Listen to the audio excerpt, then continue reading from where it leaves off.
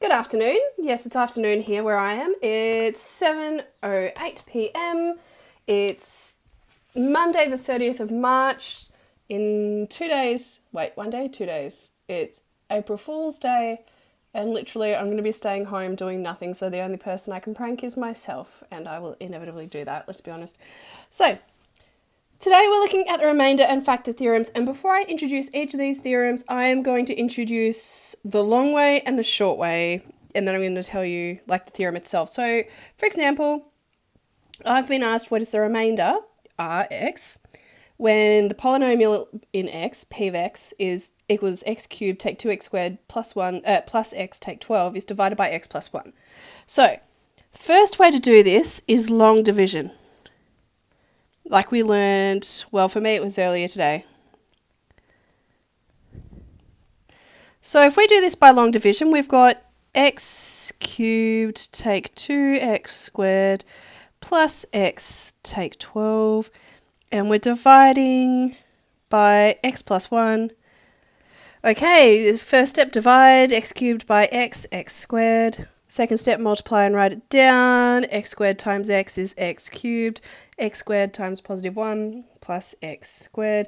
Third step, subtract and drag down. So 0, negative 3x squared plus x. Back to the start, divide. Negative 3x. Multiply. Negative 3x squared.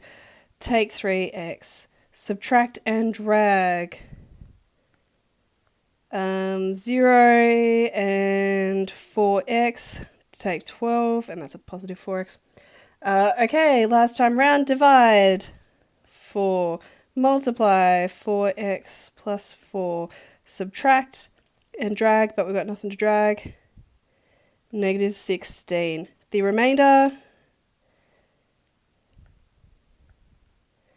is negative 16. Well, that was a long way to do it. I'm going to teach you a short way and you're going to hate me.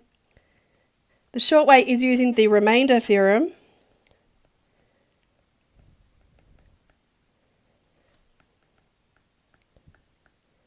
The remainder theorem states that suppose p of x is a polynomial.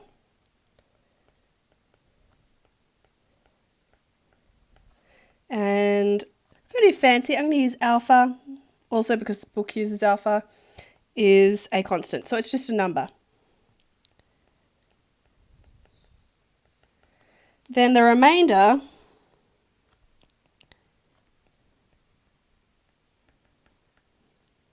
when x take alpha, when p of x is divided by x take alpha, p of x is divided by x take alpha is p of alpha. So what this means is that if you take alpha and you sub it in, you'll get the remainder straight away. So in this case, don't forget this is x take alpha, so in this case we want to do x to the 3 take 2x squared plus x take 12 divided by x plus 1. So looking at this, you can see, and we're used to changing our signs for these kinds of things, alpha equals negative 1. So what we're going to do is we're going to sub in negative 1 into this equation.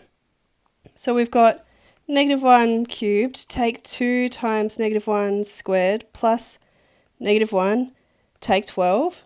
You can smash that out in your calculator. Oh, I have one. Smash it out in your calculator. Gives us negative 1, take 2, take 1, take 12, which gives us negative 16. So we did the same work as we did in the long division, but much, much, much, much, much quicker.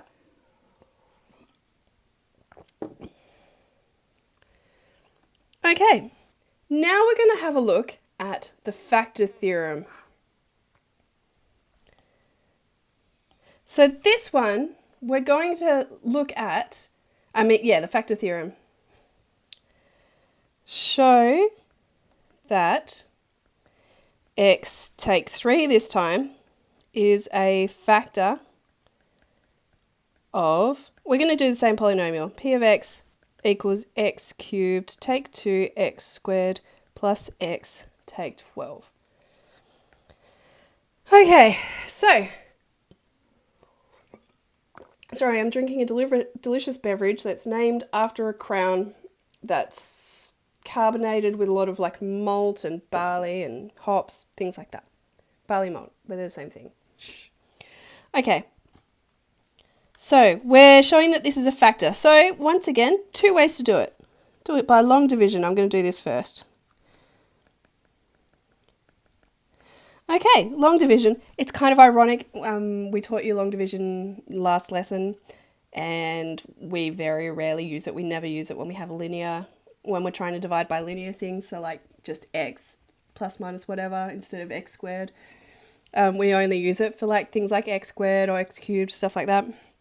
Okay, so we've got x to the 3 take 2x squared plus x take 12 divided by x take 3 divide x squared x cubed take 3 x squared subtract and drag down 0 positive x squared plus x divide plus x multiply x squared take 3x subtract and drag down 0 positive 4x take 12 divide plus 4 times plus 4x take 12 subtract it came out as 0. So because the remainder was 0, it is a factor. The remainder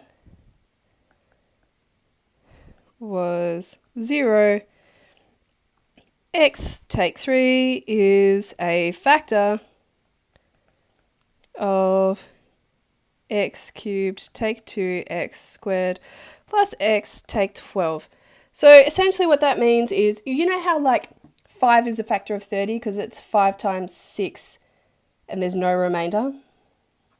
Or another way to think of it is like 10 is a factor of 40 because 40 divided by 10 is 4, no remainder. We're looking for something with a remainder of 0, no remainder. Number 2, the factor theorem. Again, we're going to be able to do the same thing in 2 lines. So this time, we're going to copy this in. It's very similar to this, but like one thing that's different. Then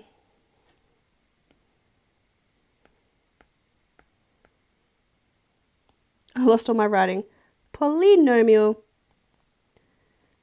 Then x take a alpha, not a, is a factor if and only if p of alpha, so we sub alpha in, equals 0. So what we're going to do is we're going to sub in, so we've got x take 3, you know the drill, alpha is positive 3. So what we're going to do is we're going to sub in positive 3 into our x cubed take 2x squared, whatever. So we've got 3 cubed take 2 times 3 squared plus 3 take 12, which gives us, on our calculators, 3 cubed take 2 times 3 squared plus 3 take 12 equals 0. Therefore, x take 3 is a factor of x cubed take 2x squared plus x take 12. That's much easier, isn't it?